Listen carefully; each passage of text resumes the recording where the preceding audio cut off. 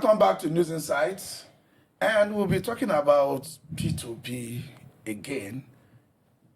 You know, guys, there was this address that resonated with the federal government, and Morka responded, and you know, blah blah blah, and the whole thing we thought everything had died down. You know, in Nigeria, we move on easily.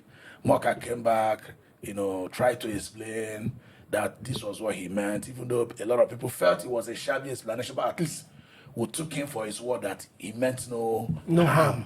He meant no harm. So he dosed the tension. I mean, they dosed the tension. Everybody had moved along. But here we are, finding Barrister Kashmir Abu, the LP, Labour Party, LP.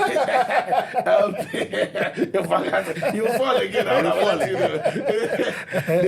The LP State Chairman at the Enugu State. Yes. See, let me just read out straight what he said. He said, if anything happens to Peter Obi for speaking the minds of many Nigerians, this country will never remain the same again.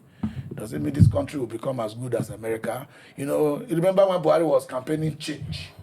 Jonathan was saying, is it a forward change or negative? He truly came and changed us. And he changed us. So this guy says Nigeria will not remain the same again. Is he threatening us, or what does it mean? Or Nigeria will become better if something happens to be, or Nigeria become worse? I mean, can you help us make sometimes there are some people I normally say we should not listen to.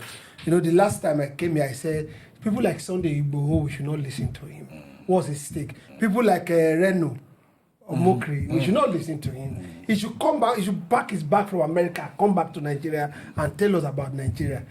I think even people like Morka, I just felt that he was seeking for relevance and tried to show the president that he's working. But Kashmir is a Labour Party State Chairman. It's state. Yeah. What happened to the federal, the national chairman, or the national office, the national secretariat? What, they've not issued any statement. They've not said anything since the inception of when this problem started. How is Obi from Enugu State? What's Obi's stake in Enugu, and what's his stake in Obi? But whichever way, I think it's not someone we should take seriously. But if peradventure we should take him seriously, I don't think everything has died down. Morka has come to refute that. That's not what he meant. Exactly. The national, even Obi has not spoken about it again. He has moved forward. The last we heard from Obi was that about Ohaneze Ndibo, that they have a new executive, that they should be national. Okay, Philip, are people trying to strike or ride on Obi, just like many people ride on Obi to win the election? Are people trying to ride on Obi to seek relevance and voice and popularity by just trying to find any topic about Obi and discuss or issue statements?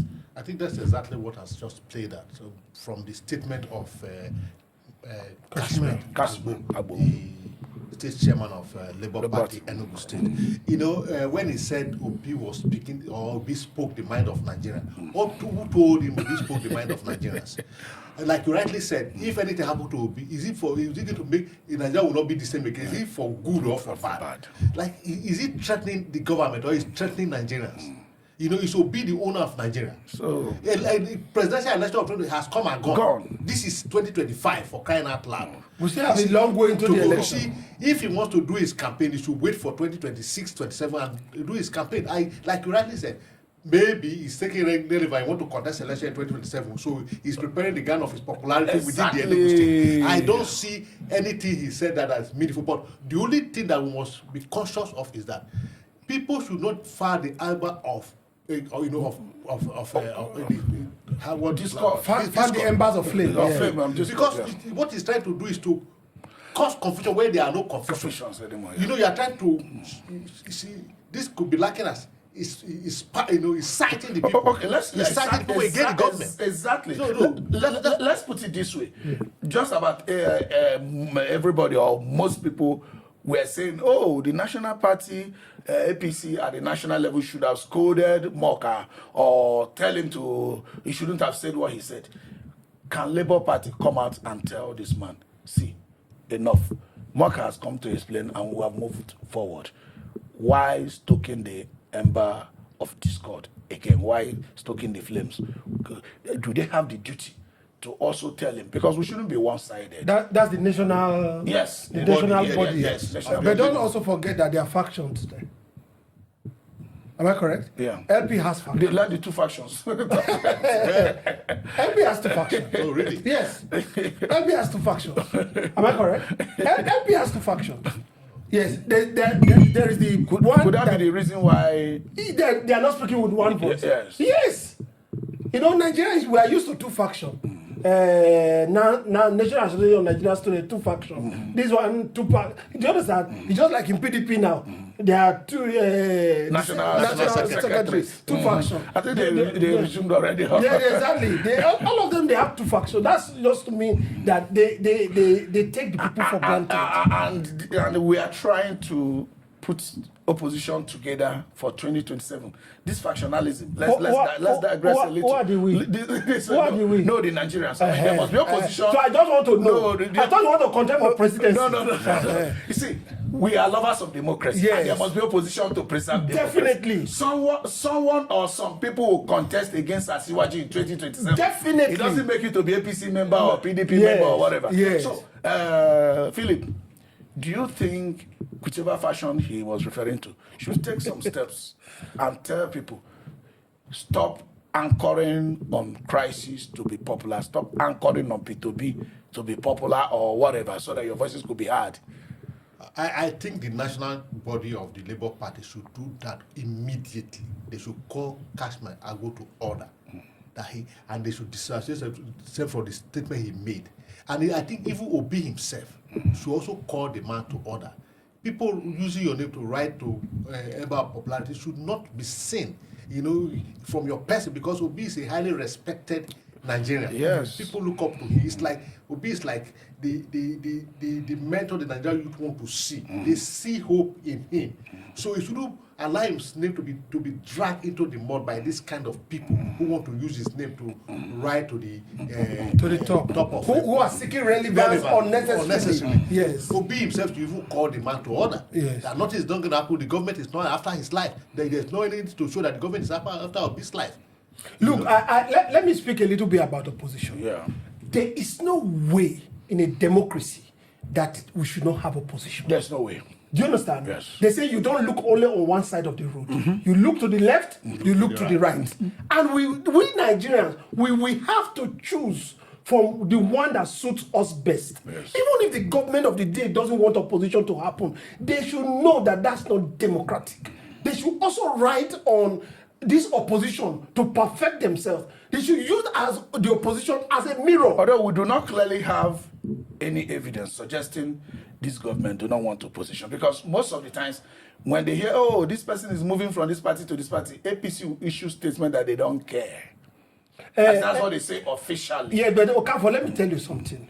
We also not pretend not to look as if we are seeing. Yeah. We that were analysts, we can see, we are political juggernauts. Yeah. We can know what is happening. They say the laboratory belongs to the scientists. That's right. But to us, the society is our laboratory. That's right. So we see the society and see the things that are happening. Yeah. At the time, for example, you just talked about Edo.